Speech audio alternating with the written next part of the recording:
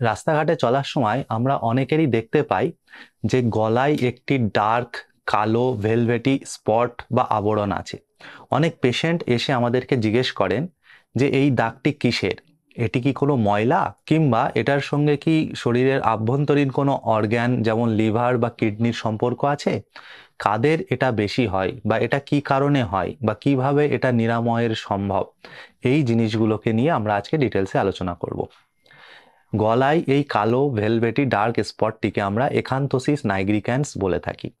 এখন প্রশ্ন হলো এই জিনিসটি কোথায় কোথায় আরো হতে পারে। প্রথমত আমাদের কপালে বা মুখে বা চোখের তলায়, আমাদের ঘাড়ে, বগলে এবং গ্রয়েন রিজিয়নে কিন্তু এই জিনিসটাই বেশি হয়। এরপরে আমরা বলবো যে এটি কাদের বেশি হয়। জেনারেলি আপনারা লক্ষ্য করবেন এই জিনিসটির সঙ্গে ওবেসিটির একটি সরাসরি সম্পর্ক আছে। যাদের ওজন যত বেশি তাদের কিন্তু এই স্পটটি আসার সম্ভাবনা তত বেশি। এছাড়াও টাইপ 2 ডায়াবেটিস বা কুশিং সিনড্রোম বা ইনসুলিন রেজিস্ট্যান্স যাদের থাকে তাদের কিন্তু হতে পারে। অনেক মেয়েদের পিসিওডি বলে একটি কন্ডিশন থাকে, সেটার সঙ্গেও কিন্তু এটি অ্যাসোসিয়েটেড। অনেক সময় হরমোনাল যে কন্ট্রাসেপটিভ পিল আমরা ইউজ করি কিংবা স্টেরয়েড জাতীয় ওষুধ যদি খাই কেউ অনেক দিন, তাদেরও কিন্তু এই স্পটটি আসতে পারে। আগে বলে নিই, এটি কি খুব চিন্তার কোনো বিষয় না। এটির সঙ্গে শরীরের আভ্যন্তরীণ হার্ট, লাং বা লিভার কোনো কিছুর সঙ্গে কোনো সম্পর্ক নেই। এই পিগমেন্টেশনটি কিন্তু আসলে ময়লা নয়। সেই জন্য আপনি এটাকে যত ঘষে ঘষে পরিষ্কার করার চেষ্টা করবেন, যত সাবান দেবেন, যত এটাকে তোলার চেষ্টা করবেন, তত কিন্তু এটা বাড়বে বা ওই জায়গাটায় ইনফ্ল্যামেশন হতে পারে বা দাগটি কিন্তু আস্তে আস্তে আরো বাড়তে পারে। সুতরাং এগুলো করতে যাবেন না। এটি জেনারেলি আমরা কিভাবে ডায়াগনোসিস করি? ডায়াগনোসিস আমরা দেখলেই এটা বুঝতে পারি। জেনারেলি সেই জন্য আলাদা করে ইনভেস্টিগেশনের প্রয়োজন হয় না। কিন্তু আভ্যন্তরীণ কোনো কজ আছে কিনা সেটা জানবার জন্য আমাদের অবশ্যই ইনভেস্টিগেশনের প্রয়োজন।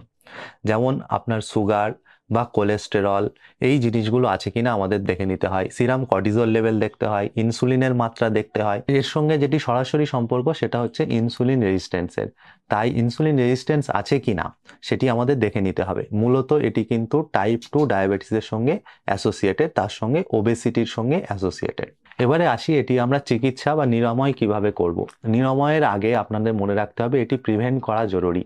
এটি যেহেতু ওবেসিটির সঙ্গে সম্পর্ক, সেই জন্য হেলদি লাইফস্টাইল মেনটেন করা, ডায়েট মেনটেন করা এবং সঠিক এক্সারসাইজ করা খুব জরুরি। ডায়েট এবং এক্সারসাইজ কিভাবে করবেন সেটি নিয়ে আমাদের একটি ডিটেলসে ভিডিও আছে, আপনি সেটি দেখতে পারেন। এছাড়াও আমরা যেটা বলবো, আপনার যদি সুগার থাকে বা কোলেস্টেরল বেশি থাকে সেটি অবশ্যই ট্রিটমেন্ট করাবেন। মূলত ওয়েট রিডাকশনের মাধ্যমেই কিন্তু এটির ট্রিটমেন্ট সম্ভব। মনে রাখবেন, আমরা যতই ওষুধ দিই বা বিভিন্ন রকম ট্রিটমেন্ট করি, আপনার যদি ওয়েট কন্টিনিউয়াস বাড়তে থাকে এটি কিন্তু সারবে না। আপনি যদি সরাসরি আপনার ওজন 10 থেকে 15 কেজি কমাতে পারেন, তখন দেখবেন এটি কিন্তু বিনা ওষুধেই কিছুটা কমতে শুরু করেছে।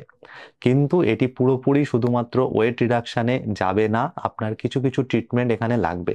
এই ট্রিটমেন্টগুলোর মধ্যে আমরা কিছু কিছু ক্রিম বা মলম দিয়ে থাকি, যেখানে রেটিনল বা গ্লাইকোলিক অ্যাসিড বা স্যালিসাইলিক অ্যাসিড জাতীয় ওষুধ থাকে।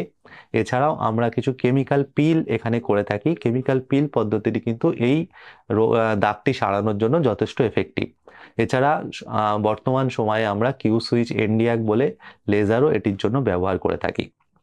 কিন্তু এটি মনে রাখবেন, এটাকে দুভাবে অ্যাড্রেস করতে হবে। শরীরের ভিতরকার যে সমস্যাগুলো আছে সেগুলোকে আপনাকে কমাতে হবে।